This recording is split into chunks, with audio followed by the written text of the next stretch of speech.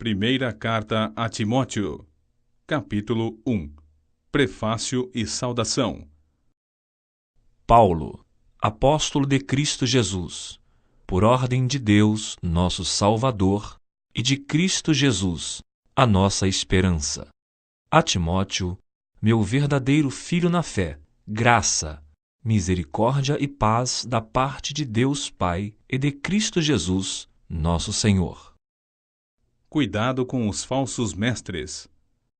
Conforme te solicitei, quando partia para a Macedônia, permanece em Éfeso para advertires a certas pessoas que não mais ensinem doutrinas falsas e que parem de dar atenção a mitos e genealogias intermináveis que causam discórdias em lugar de propagarem a obra de Deus, que tem como fundamento a fé.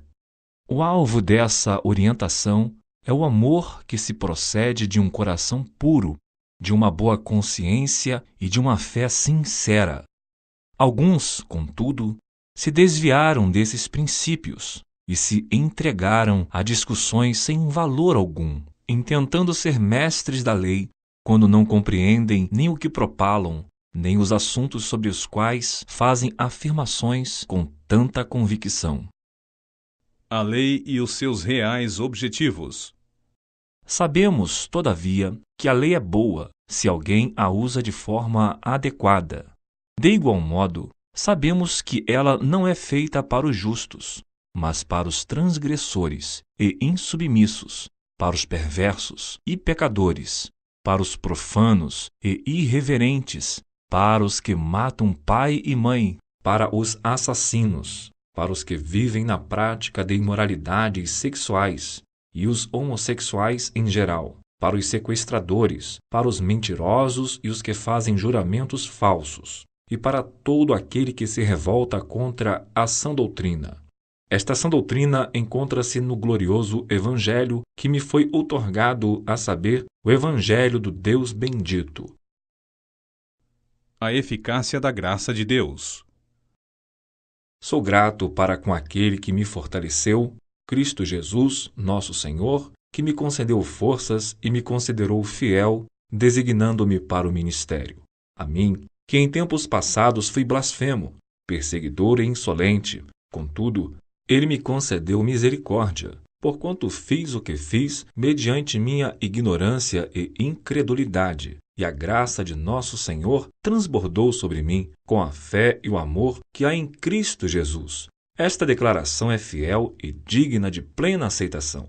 Cristo Jesus veio ao mundo para salvar os pecadores, dos quais eu sou o pior. Todavia, por este motivo mesmo, me foi concedida misericórdia, para que em mim, o pior dos pecadores, Cristo Jesus, demonstrasse toda a grandeza da sua paciência e me tornasse num modelo para todos quantos haveriam de crer nele para a vida eterna. Portanto, ao Rei eterno, imortal, invisível, Deus único, sejam honra e glória pelos séculos dos séculos. Amém. Combater o bom combate. Timóteo, meu filho, dirijo essa orientação a ti, levando em consideração o que as profecias anunciaram a teu respeito. Com base nelas, luta o bom combate, preservando a fé e a boa consciência, porquanto algumas pessoas, vindo a rejeitá-la, naufragaram na fé. Entre esses estão Himeneu e Alexandre, os quais entreguei a Satanás, para que aprendam a não blasfemar. Capítulo 2. Adoração e intercessão. Antes de tudo, recomendo que se façam súplicas, orações, intercessões e ações de graças em favor de todas as pessoas, pelos reis e por todos os que exercem autoridade, para que tenhamos uma vida tranquila e pacífica, com toda piedade e dignidade. Isto é bom e agradável diante de Deus, nosso Salvador, o qual deseja que todas as pessoas sejam salvas e cheguem ao pleno conhecimento da verdade, porque há um só Deus e um só mediador entre Deus e o ser humano, Cristo Jesus, homem. Ele se entregou em resgate por todos, para servir de testemunho ao seu próprio tempo, Afirmo-vos a verdade, e não minto ao declarar que para isso fui designado pregador e apóstolo, mestre dos gentios, na fé e na verdade. Recomendações aos homens. Portanto, determino que os homens orem em todo lugar, levantando mãos santas, sem ira e sem discussões. Recomendações às mulheres. Semelhantemente, recomendo que as mulheres se vistam com decência, modéstia e discrição, não com tranças, nem com ouro ou pérolas, nem com roupas muito caras, mas que se vistam de boas obras, como convém às mulheres que professam servir ao Senhor. A mulher deve aprender em silêncio com toda a reverência, e não permito que a mulher ensine nem exerça autoridade sobre o homem. Esteja, portanto, em silêncio, porque Adão foi criado primeiro e Eva depois. E mais, Adão não foi enganado, mas a mulher é que foi enganada e caiu em transgressão. Contudo, a mulher será restaurada, dando à luz filhos, desde que permaneçam na fé, no amor e na santidade com bom senso. Capítulo 3. Recomendações aos líderes. Esta é uma declaração digna de todo crédito. Se alguém almeja o episcopado, de fato deseja algo excelente. É fundamental, pois, que o bispo seja irrepreensível, marido de uma só esposa, equilibrado, tenha domínio próprio, seja respeitável, hospitaleiro, capacitado para ensinar. Não deve ser apegado ao vinho, nem violento, mas sim amável, pacífico, e não amante do dinheiro. O bispo deve também governar bem sua própria família, sabendo educar seus filhos a lhe serem submissos com todo respeito. Porquanto, se alguém não sabe governar a sua própria família, como poderá cuidar da igreja de Deus? Não deve ser recém-convertido, a fim de que não se ensoberbeça e caia na mesma condenação em que caiu o diabo. Também é necessário que tenha bom testemunho dos de fora, para que não seja envergonhado nem caia na armadilha do diabo. Quanto aos diáconos, da mesma forma devem ser honrados, de uma só palavra, não dados a muito vinho, nem tampouco dominados pelo amor ao dinheiro. Devem permanecer no ministério da fé com consciência pura. Devem também, antes de tudo, passar por experiência. Depois, se não houver nada que os desabone, que exerçam o diaconato. As mulheres, da mesma maneira, devem ser respeitáveis, não caluniadoras, moderadas e fiéis em tudo. Os diáconos devem ser maridos de uma só esposa e governar bem os filhos e a própria casa, pois todos aqueles que servirem bem como diáconos alcançarão uma posição de honra e muita intrepidez na fé que há em Cristo Jesus. Ainda que alimente a esperança de ver-te em breve, escrevo-te estas orientações. Contudo, se eu demorar, fique ciente de como as pessoas devem comportar-se na casa de Deus, que é a igreja do Deus vivo, coluna e fundamento da verdade. Sem dúvida, grande é esse mistério da fé. Aquele que se manifestou em carne foi justificado no Espírito, contemplado pelos anjos, pregado entre as nações, crido no mundo e recebido acima da glória. Capítulo 4. Recomendações a Timóteo. O Espírito Santo afirma expressamente que, nos últimos tempos, alguns se desviarão da fé e darão ouvidos a espíritos enganadores e à doutrina de demônios, sob a influência da hipocrisia de pessoas mentirosas, que têm a consciência cauterizada. São líderes que proíbem o casamento e ordenam a abstinência de alimentos que Deus criou para serem recebidos com ações de graças pelos que são fiéis e estão bem firmados na verdade. Pois tudo o que Deus criou é bom, e nada deve ser rejeitado, se puder ser recebido com ações de graças, porquanto é santificado pela palavra de Deus e pela oração. Orientando aos irmãos, quanto a esses assuntos serás bom ministro de Cristo Jesus, nutrido pelas palavras da fé e da boa teologia que tens seguido. Mas rejeita as fábulas profanas e os falatórios dos insensatos. Exercita-te, porém, na piedade. O exercício físico, de fato, é de algum valor. No entanto, A piedade para tudo é proveitosa, porquanto traz consigo a promessa da vida presente e futura. Esta palavra é uma afirmação digna de todo crédito e plena aceitação, pois é justamente para isso que trabalhamos e lutamos, porquanto temos depositado nossa esperança no Deus vivo, o Salvador de todos os homens, especialmente dos que creem. Ordena, pois, e transmite esses ensinos. Ninguém menospreze o fato de seres jovem, mas procura ser exemplo para os fiéis, na palavra, no comportamento, no amor, na fé e na pureza. Enquanto aguardas a minha chegada, aplica-te à leitura, à exortação e ao ensino. Não deixe de desenvolver o dom que há em ti, que te foi outorgado por mensagem profética, com imposição de mãos por parte dos presbíteros. Dedica-te plenamente ao cumprimento dessas responsabilidades para que todos possam testemunhar o teu progresso. Tem cuidado de ti mesmo e do teu ensino.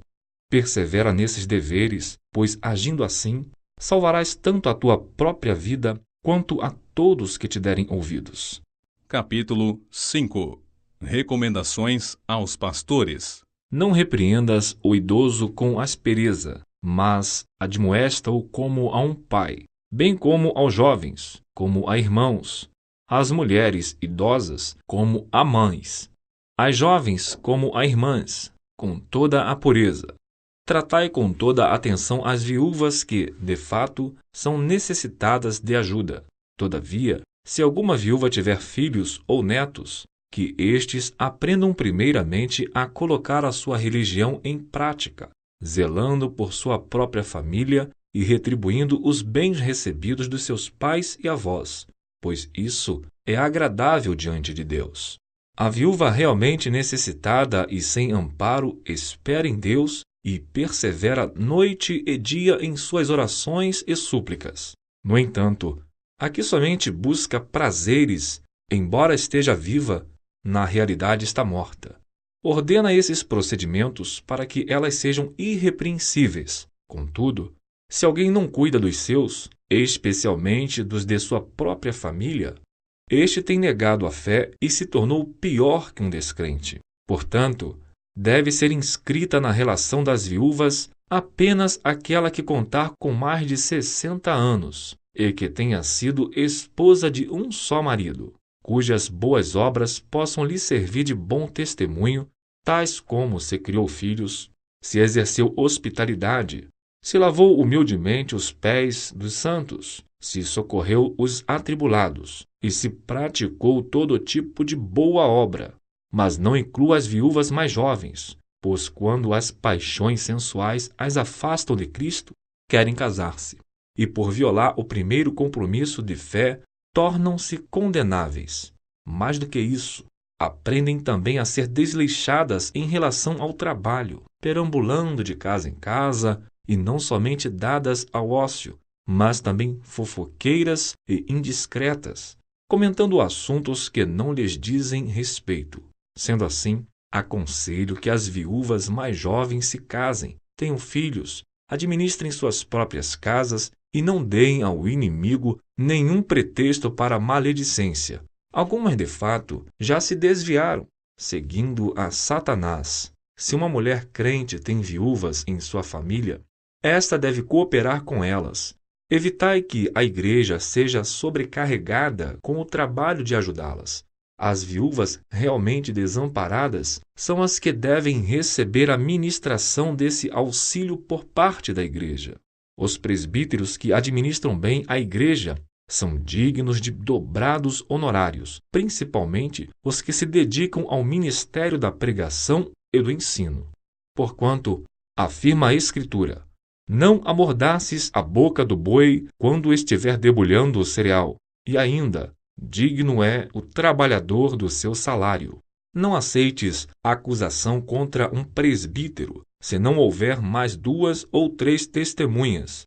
Quanto aos que vivem na prática do pecado, repreende-os na presença de todos, para que os outros, de igual maneira, se encham de temor. Eu te exorto solenemente, diante de Deus, de Cristo Jesus e dos anjos eleitos, a que procures obedecer todas essas instruções sem parcialidade. Não imponhas as mãos precipitadamente sobre alguém, nem participe dos pecados dos outros. Conserva-te, pois, em pureza de vida. Por causa do teu estômago e das tuas frequentes enfermidades, não bebas somente água, mas também um pouco de vinho. Os pecados de alguns homens aparecem antes mesmo de serem julgados, os de outros são descobertos depois. Da mesma forma, as boas obras se tornam evidentes, enquanto as obras más não podem permanecer ocultas. Capítulo 6. Recomendações aos que servem. Todos os servos que são escravos devem considerar seus senhores dignos de toda honra, para que o nome de Deus e o nosso ensino não sejam blasfemados. E os que possuem senhores crentes não devem alimentar por eles respeito menor, isso pelo fato de serem irmãos. Ao contrário, devem servi-los ainda melhor, porquanto os que se beneficiam do seu serviço são fiéis e amados. Ensina, pois, essas orientações. O perigo fatal da cobiça. Se alguém ensina falsas doutrinas e não concorda com a sã doutrina de nosso Senhor Jesus Cristo e com a teologia que é segundo a piedade, é arrogante e nada compreende, todavia, delira em questões e controvérsias acerca de palavras. Dessa atitude brotam as invejas, brigas, difamações, suspeitas malignas, batalhas constantes entre aqueles que têm a mente corrompida e que são privados da verdade, os quais imaginam que a piedade é fonte de lucro. De fato, a piedade acompanhada de alegria espiritual é grande fonte de lucro, porque ingressamos neste mundo sem absolutamente nada, e ao partirmos daqui, nada podemos levar. Por isso, devemos estar satisfeitos se tivermos com o que nos alimentar e vestir. No entanto, os que ambicionam ficar ricos caem em tentação, em armadilhas e em muitas vontades loucas e nocivas, que atolam muitas pessoas na ruína e na completa desgraça. Porquanto o amor ao dinheiro é a raiz de todos os males, e por causa dessa cobiça, alguns se desviaram da fé e se atormentaram em meio a muitos sofrimentos. Exortações aos homens de Deus. Porém tu, homem de Deus, foge dessas ciladas e segue a justiça, a piedade, a fé, o amor, a constância e a mansidão. Combate a boa batalha da fé, toma posse da vida eterna, para a qual foste convocado, tendo já realizado boa confissão diante de muitas testemunhas. Na presença de Deus, que a tudo dá vida, e de Cristo Jesus, que perante Pôncio Pilatos fez o perfeito testemunho, eu te exorto, guarda este mandamento imaculado e irrepreensível até a manifestação de nosso Senhor Jesus Cristo, a qual Deus fará com que se cumpra no seu devido tempo. Ele é o bendito e único soberano, o Rei dos reis e Senhor dos senhores, o único que é imortal e habita em luz inacessível, a quem ninguém viu nem pode ver. A ele sejam honra e poder para sempre. Amém. Recomendações aos ricos. Ordena aos que são ricos no presente mundo que não sejam orgulhosos, nem depositem a esperança na incerteza das riquezas, mas em Deus, que nos concede generosamente tudo o que precisamos para viver satisfeitos. Orienta-os a praticarem o bem e que sejam ricos em boas obras, sensíveis, solidários e generosos. Dessa maneira, acumularão um valioso tesouro para si mesmos, um firme fundamento para a era que há de vir, e assim alcançarão a verdadeira vida. Apelo final e bênção apostólica.